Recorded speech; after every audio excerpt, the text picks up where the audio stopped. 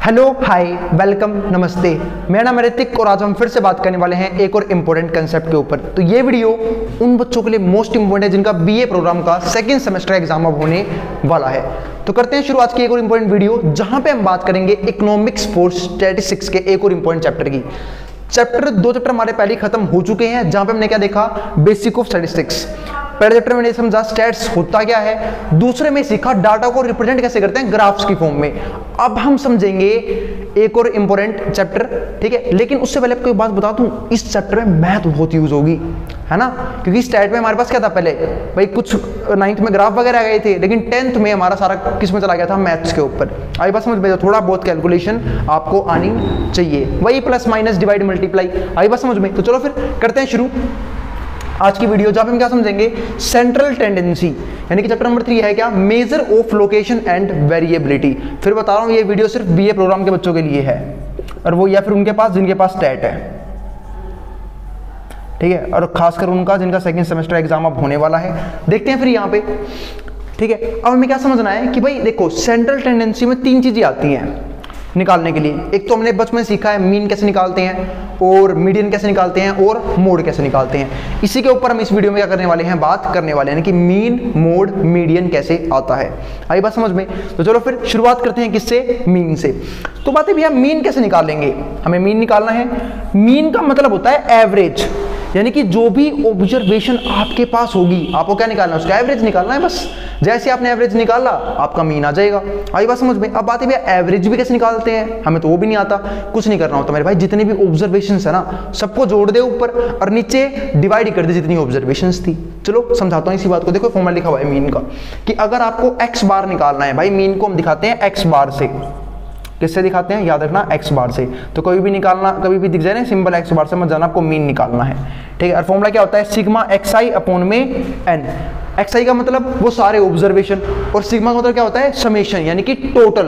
तो जितनी भी ऑब्जर्वेशन होंगी उनको आपको जोड़ना है। जोड़ना तो आता होगा ना, मैथ्स में सीखा था मैंने, ठीक है। तो जोड़ के नीचे डिवाइड कर दो टोटल जितने नंबर है उनसे।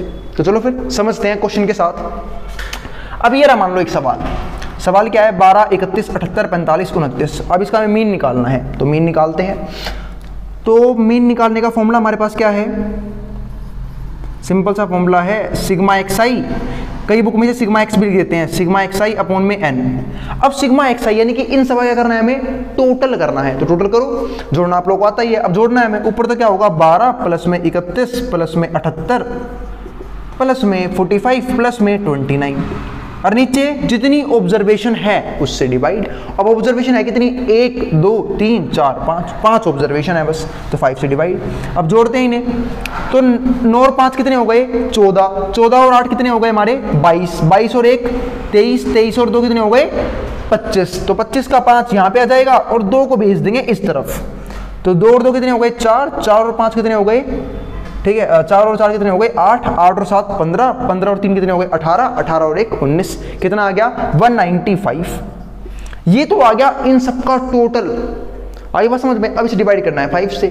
अब 5 से डिवाइड करेंगे। अब डिवाइड यूं नहीं कि यूं करने बैठ जाओ साइड में, बड़े हो गए यार तुम लोग। अब देखो 5 के पाड़े में 19 तो आता नहीं है, उससे कम क्या आता है, 15। 15 कितने पे आएगा, 3 पे। 5 3 जा 15, है ना, टेबल भी याद नहीं है कईयों को, अच्छा ठीक है। 15 आएगा 3 पे, कितना बच गया, 4। अब बच गए कितने, 45, 45 हो गया। 45 कितने पे आएगा, 9 पे। कितना आंसर आ गया, 39। ये हमारा क्या आ गया, मीन का आंसर, यानी कि इस क्वेश्चन का मीन आ चुका है एक्स बार। एक्स बार की वैल्यू आ गई है 39 आ गया। अब बढ़ते हैं आगे, ठीक है। तो मीन निकाल लिया। एक क्वेश्चन हो रहा है मीन के लिए, चलो इस क्वेश्चन को देख लेते हैं। ये रहा एक और सवाल। अब हमें मीन निकालना है इस क्वेश्चन में। तो मीन निकालना है, तो बात है मीन कैसे निकालोगे, फिर से वही फॉर्मूला तो सेम रहेगा। एक्स बार निकालने का फॉर्मूला क्या होता है, सिग्मा एक्स आई, यानी कि जितनी भी ऑब्जर्वेशन है उन सबको जोड़ देंगे और नीचे डिवाइड कर देंगे जितने भी नंबर्स हैं उनसे। तो ऑब्जर्वेशन क्या है, ये रे हमारे पास 10 ऑब्जर्वेशन आएंगे। तो क्या हो जाएगा यहाँ पे, 45 प्लस में 39 प्लस में 53, फिर प्लस में कितना हो जाएगा, 45, फिर प्लस में 43, फिर प्लस में हमारा हो जाएगा 48, फिर प्लस में आ जाएगा हमारे पास 50 और 40 40 45। तो 40 प्लस 40 प्लस में 45। ये तो आ गए हमारे पास सारे ऑब्जर्वेशन को मैंने जोड़ के लिख दिया, ठीक है। और अपॉन में कितने नंबर थे, ये 10 नंबर थे। अब जोड़ना आप सबको जोड़ लेते हैं फटाफट अभी। तो जोड़ोगे कैसे फिर से भाई, 5 इस दोनों जीरो ही हैं, तो जीरो को ना तो जोड़ने से फर्क पड़ता नहीं घटाने से, तो 5 + 0 तो 5 ही रहेगा, फिर 5 + 0 5 ही रहेगा, तो 5 और 8 जोड़ते हैं सीधा, कितना हो गया 13, 13 और 3 कितना हो जाएगा 16, 16 और 5 21, 21 और 3 24, 24 और 9 कितना हो जाएगा हमारे पास 33, 33 और 5 कितना हो जाएगा 38, 38 का हमारा 8 तो आ जाएगा इस तरफ, 3 को हम दे देंगे इसे।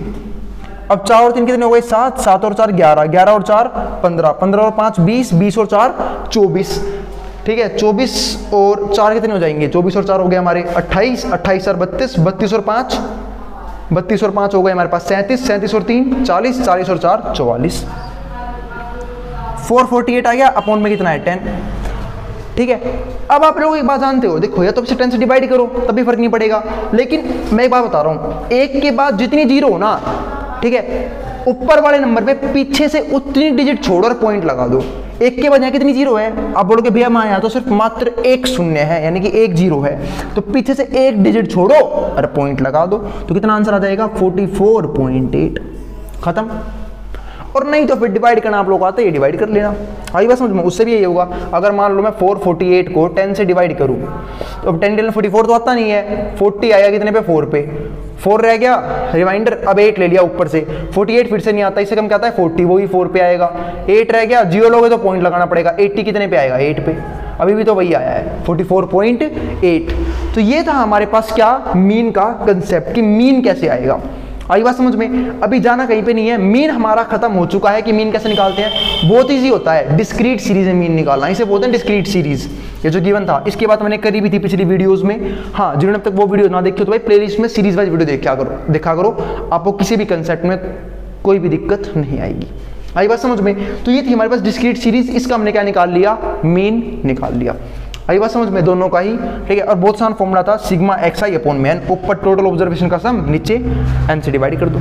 तो ये था हमारे पास मीना कंसेप्ट। अब हम चलेंगे मीडियन का कंसेप्ट करने, तो जिसको जो उतारना है स्क्रीनशॉट लेना वो ले सकता है, मैं हट रहा हूं बोर्ड के सामने से, फिर शुरू करेंगे मीडियन का कंसेप्ट।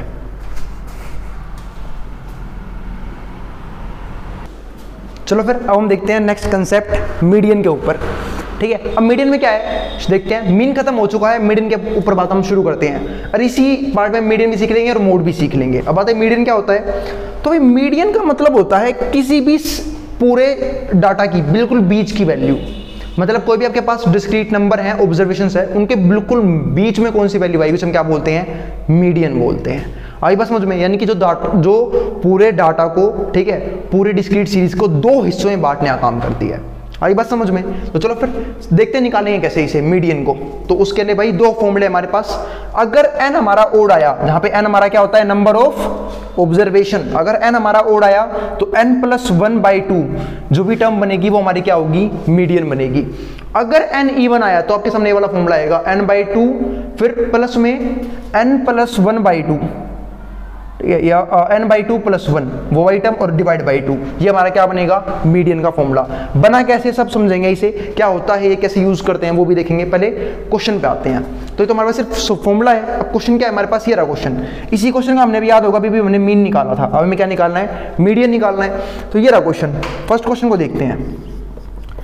तो इसमें पहले जो भी आपके पास डाटा है ना, जो भी सीरीज है, उससे सबसे पहले आपका काम क्या है, अरेंज करोगे असेंडिंग या डिसेंडिंग ऑर्डर में। अगर बिना अरेंज करे आपने मीडियन निकालने की कोशिश करी तो मेरे भाई सत्यानाश हो जाएगा, आई बात समझ में। हाँ, और बाबू सोना भी छोड़ के चली जाएगी, आई बात समझ में, क्योंकि अपने फेल हो जाओगे तुम, ठीक है, और तुम साग के निकल जाएगी। तो यहाँ देखते हैं ये रहा, ठीक है। अब इस क्वेश्चन पे आ गया हमारे पास, तो जो भी करना है हमें इस क्वेश्चन में, देखते हैं क्या करना है, ठीक है। तो 12, 31, 78, 45, 29, इसका हमें क्या निकालना है, मीडियन निकालना है। तो पहले इसे क्या करेंगे, अरेंज करेंगे, किस में, असेंडिंग ऑर्डर में। सीखा असेंडिंग ऑर्डर, नहीं सीखा, अरे बचपन में ही सिखाया था यार, ठीक है। क्या असेंडिंग ऑर्डर का मतलब होता है, ठीक है, जिसे हम बोलते हैं बढ़ते क्रम, यानी कि पहले सबसे छोटा नंबर, फिर उससे बड़ा, फिर उससे बड़ा, फिर उससे बड़ा, इसे बोलते हैं असेंडिंग ऑर्डर। आई बात समझ में, लगाते हैं इसे।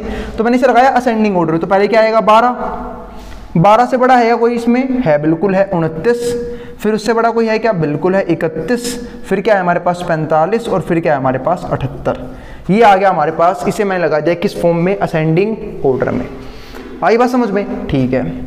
यहाँ तक किसी को दिक्कत नहीं होनी चाहिए। और हमें क्या देखना है कि भाई इसमें कितनी ऑब्जर्वेशन, तो मैंने देखा 1 2 3 4 5, बस 5 ही ऑब्जर्वेशन है। तो बताइए कौन सा फॉर्म लगाऊं भैया? अरे भाई n जो 5 होता है वो ओड होता है इवन होता है? कहीं को यही नहीं पता होगा कि ओड इवन होते क्या है। मेरे भाई ओड वो होते हैं जो 2 से डिवाइड नहीं होते। बात ये आपको कैसे पता?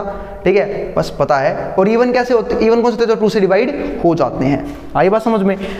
कई बच्चे इसमें कंफ्यूज रहते हैं कि भैया ओड इवन, उसके लिए एक शानदार सी ट्रिक समझाता हूँ मैं आप लोगों को। याद कैसे रखते हैं कि कौन से ओड होते हैं कौन से इवन होते हैं। एक तरफ लिखो ओड, एक तरफ लिखो इवन। ओड में कितनी डिजिट है? 3 डिजिट, 3 ही है ना भाई, 3 अल्फाबेट्स हैं इसमें ओड में सिर्फ। अगर इसमें 3 अल्फाबेट है, क्या 3 2 के पहाड़े में आता है? नहीं आता, तो ये भी 2 के पहाड़े में नहीं आएगा। इसका मतलब ओड नंबर वो नंबर होते हैं जो 2 के पहाड़े में नहीं आते हैं, जो 2 से डिवाइड नहीं होते हैं। ऐसे ही इवन में देखो कितने अल्फाबेट हैं? 4 है। क्या 4 2 के पहाड़े में आता है? बिल्कुल आता है। तो इसका मतलब इवन नंबर हमेशा वो होंगे जो 2 के पहाड़े में आएंगे। अब तो कभी नहीं भूलोगे ना, अब हमेशा याद रहेगा। आई बात समझ में? यहाँ देखते हैं मेरा, तो 12 29 31 45 78। अब हमें देखना है कि इसका मीडियन कैसे आएगा। तो भाई n हमारे क्या होगा? यहाँ पे ओड है तो फॉर्मूला वाला लगाओगे। अब फॉर्मूला वाला लगाया तो n की जगह क्या आएगा हमारे पास? 5, जितनी ऑब्जर्वेशन है। तो इस केस में मीडियन का जो फॉर्मूला होगा वो बनेगा 5 प्लस में 1 डिवाइड बाई 2। ठीक है, अब 5 प्लस 1 कितना होता है? 6। अब 6 को मैं करूंगा 2 से डिवाइड, तो कितना आएगा? 3। यानी कि जो भी हमारा थर्ड, मीन कि जिसमें जो भी हमारा नंबर बनेगा, जो भी हमारा थर्ड ऑब्जर्वेशन होगा, असेंडिंग या डिसेंडिंग में लगाने के बाद वो हमारा आंसर बनेगा। तो थर्ड कौन सा नंबर है? 31। ये हमारा क्या आ गया? मीडियन। सवाल खत्म। 31 हमारा मीडियन आ गया, आंसर आ गया, सवाल खत्म, बस हो गया क्वेश्चन। आई बात समझ में? ऐसे निकालते हैं मीडियन, आसान सा काम था। ठीक है, अब मैं समझाता हूँ देशी भाषा में। वो कैसे? अरे भाई तेरे को बीच की वैल्यू चाहिए थी और नंबर क्या थे हमारे पास? ओड। तो कुछ मत कर, एक नंबर आगे से काटा, एक नंबर पीछे से काटा, एक नंबर आगे से काटा, एक नंबर पीछे से काटा, और ये हमारा जो बच गया वही हमारा आंसर मीडियन का। सवाल खत्म। इतना आसान सा था। ठीक है, लेकिन ओड में ऐसा, इवन में ऐसा नहीं होता है। अभी दिखेगा आप लोगों को। अब सेकंड क्वेश्चन देखो। मैंने सेकंड क्वेश्चन को देखा, सेकंड क्वेश्चन को फिर से वही बात। अब जो भी ऑब्जर्वेशन है उसे क्या कर दूंगा मैं? अरेंज कर दूंगा। किस फॉर्म में? असेंडिंग या डिसेंडिंग ऑर्डर में, है ना। असेंडिंग में अरेंज करना शुरू करते हैं। तो देखो इसमें से सबसे छोटा नंबर कौन सा है? मेरे को दिखाई दिया भाई, सबसे छोटा इसमें 39 है। इससे छोटा कोई सा नहीं है। तो मैंने लिखा सबसे पहले 39, फिर मैंने देखा 40, और 40 एक बार नहीं है, 40 है 2 बार, तो 40 और 40। फिर मैंने देखा 41 तो है ही नहीं, 40 के बाद कौन सा नंबर है इसके अंदर? सीधा 43 हमारा एक ही बार है, सिर्फ एक ही बार लिख दूंगा। फिर मैंने देखा 45 भाई साहब 3 बार है। 45 और 45, 3 बार 45 आ गया।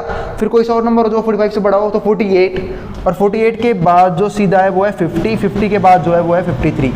तो क्या 10 नंबर पूरे हो चुके हैं? 1 2 3 4 5 6 7 8 9 10 नंबर पूरे हो गए हैं। इसका मतलब हमने अभी से अरेंज कर दिया है इन असेंडिंग ऑर्डर। आई बात समझ में? अब असेंडिंग ऑर्डर में तो अरेंज हो गया भैया, अब क्या करें?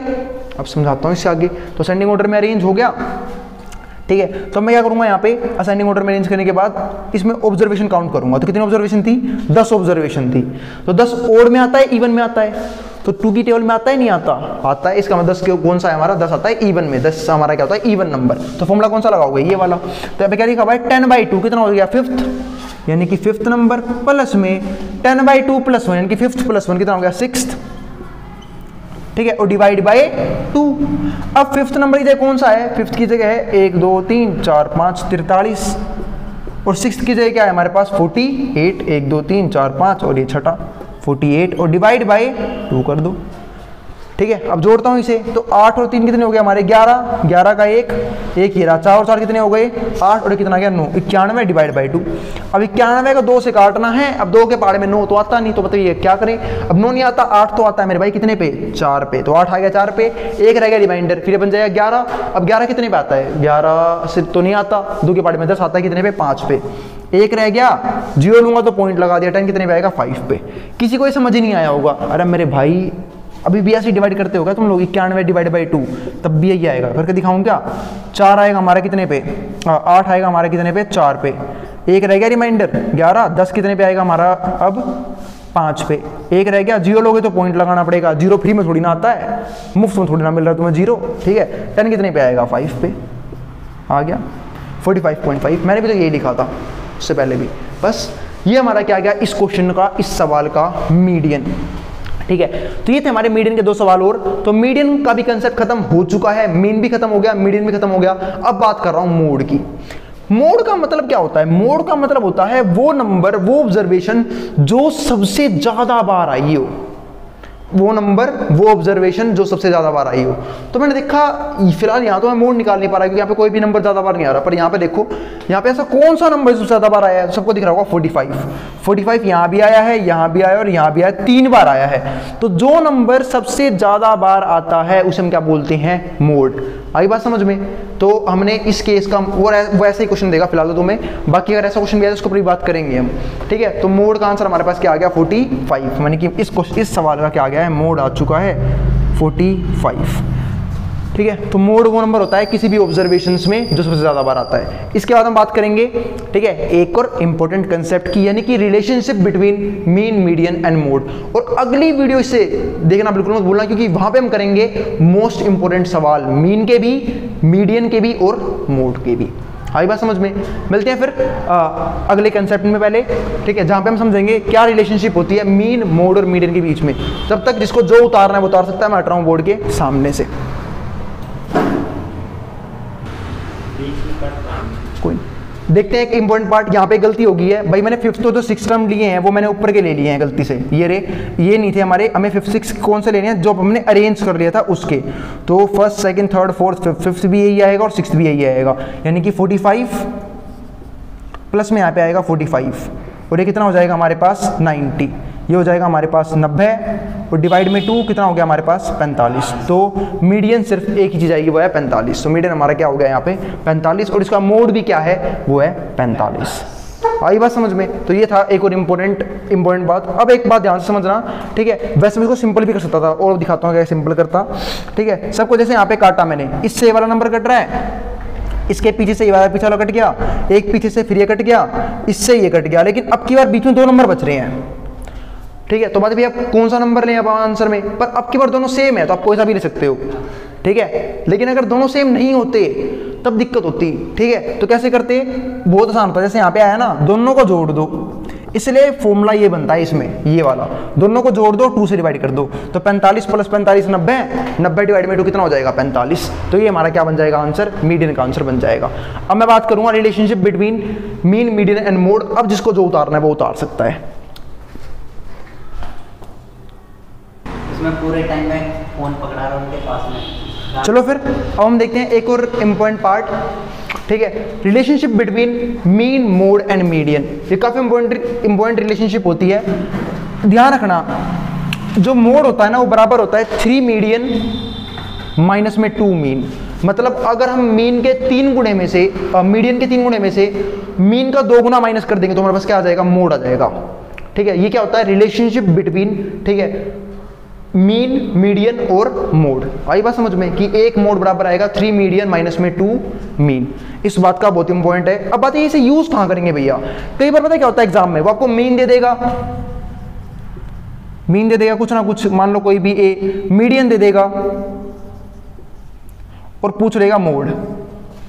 तो क्या फिर कैसे निकालोगे? आपको ये वाला फॉर्मूला तो आता ही नहीं है, ठीक है, और आपके पास डाटा भी नहीं है, तो डायरेक्टली आप ये वाला फॉर्मूला यूज करोगे। इसका मतलब ये है अगर हमारे पास 3 में से कोई भी 2 चीजें पता हो, ठीक है, हो सकता है तुम्हें मोड और मीडियन दे दे, मीन पूछ ले, हो सकता है मीन और मीडियन दे दे, मोड पूछ ले, हो सकता है भाई मीन ना दे, मीडियन और मोड दे दे, मीन पूछ ले।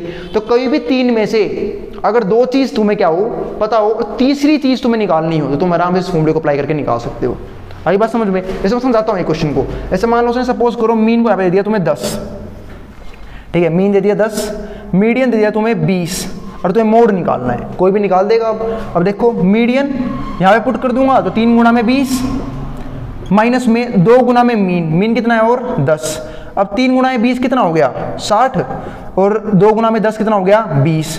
अब 60 में से 20 गए 40, हमारा आंसर आ गया, मीन की वैल्यू आ गई, सवाल खत्म। ऐसे ही मान लो हो सकता है तुम्हें वो मोड दे दे, मोड दे दिया सपोज करो उसने तुम्हें 50, ठीक है, और मीन दे दिया उसने तुम्हें 20, मीन कितना दिया उसने? 20, और पूछ रहा है मीडियन निकाल दे, तो निकाल दो मीडियन। मोड कितना है हमारे पास? 50, तो मोड की वैल्यू पुट कर दो 50। 3 गुना में मीडियन, मीडियन मुझे पता ही नहीं है, मीडियन की जगह मीडियन ही रहने दो। क्या मोड पता है? मीन पता है बिल्कुल। 2 गुना में मीन, मीन कितना है और हमारे पास 20, मीन है 20, तो 20 गुना में 2 कितना हो गया हमारे पास 40, 3 गुना में मीडियन यूं का यूं, इसे यूं का यूं रहने दो मीडियन को। यहाँ पे कितना आ गया हमारे पास 40 और यहाँ पे क्या है 50। अब देखो 40 यहाँ पे माइनस का है, जब वो इस तरफ आएगा तो क्या हो जाएगा प्लस का।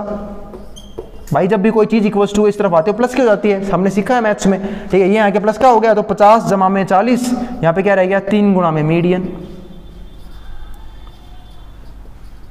मीडियन अभी कितना हो गया 50 जमा 40 90, 90 अब 3 है इसके मल्टीप्लाई में मीडियन के, यहाँ किसमें आएगा डिवाइड में, ठीक है। तो ध्यान रखना जब भी कोई चीज प्लस में होती है वो इस तरफ आके माइनस की हो जाती है, अगर कोई चीज माइनस में वो इस तरफ आके प्लस की हो जाएगी। डिवाइड में है तो मल्टीप्लाई में आएगी और मल्टीप्लाई में है तो डिवाइड में आएगी, बात खत्म। तो मीडियन का आंसर आ जाएगा हमारे पास कितना आ गया 90/3, कितना आ गया 3 से काट दो 30 आ जाएगा, ठीक है। 9 आएगा 3 पे और 0 यूं का यूं, खत्म, आ गया मीडियन का आंसर आ गया, सवाल खत्म। बस तो ये था एक इंपॉर्टेंट रिलेशनशिप मीन मोड और मीडियन के बीच में। इसे अप्लाई जब करेंगे जब 2 चीज हमें पता हो, तीसरी चीज हमें निकालनी हो। आई बात समझ में। अब मीन मीडियन और मोड का कंसेप्ट तो खत्म हो चुका है, ठीक है, यानी कि सेंट्रल टेंडेंसी का जो तीनों टॉपिक है वो इंपॉर्टेंट वो खत्म हो चुके हैं। अब बात करेंगे हम अगले वीडियो में कुछ इंपॉर्टेंट सवालों की इसके ऊपर, जहाँ पे हम मीन के क्वेश्चन भी करेंगे, मीडियन के भी और मोड के भी। मिलते हैं फिर अगली वीडियो में। इसको जो उतारना है स्क्रीनशॉट लेना वो ले सकता है, मैं हट रहा हूँ बोर्ड के सामने से।